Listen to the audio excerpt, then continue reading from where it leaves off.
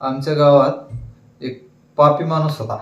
तर मी त्याचं नाव नाही सांगत, पण सगळेजण म्हणायचे यानं लय पाप केले म्हणायचे. आणि खरंच मग त्याचा मृत्यू झाला आणि तो नरकात गेला. मग ते नरकात गेला, मात्र तिथं आता त्याला शिक्षा वगैरे काय होणार होती.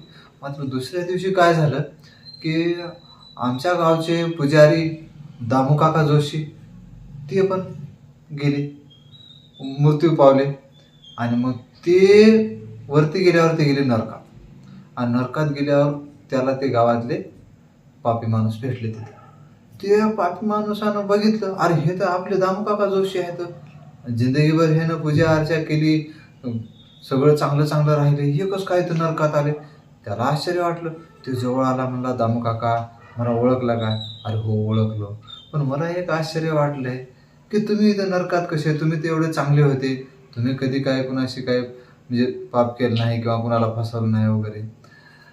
ते जाऊ दे म्हणते, तुम्ही इथं कसं काय आले म्हणून विचारल्यावर मग दामू काका म्हणले ते जाऊ दे, कसं आहे म्हणले, तुला सांगून फायदा नाही. नाही नाही सांगा ना, आता काय आपण दोघंच इथं आलो म्हणे, इथं कोण बघणार आहे आपल्याला.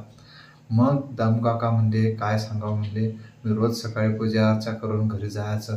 घरी गेल्याबरोबर बायको नटून थटून अशी मेकअप वगैरे करून माझ्या समोर येऊन उभी राहायची आणि मला रोज नेहमी एक प्रश्न विचारायची, मी कशी दिसते?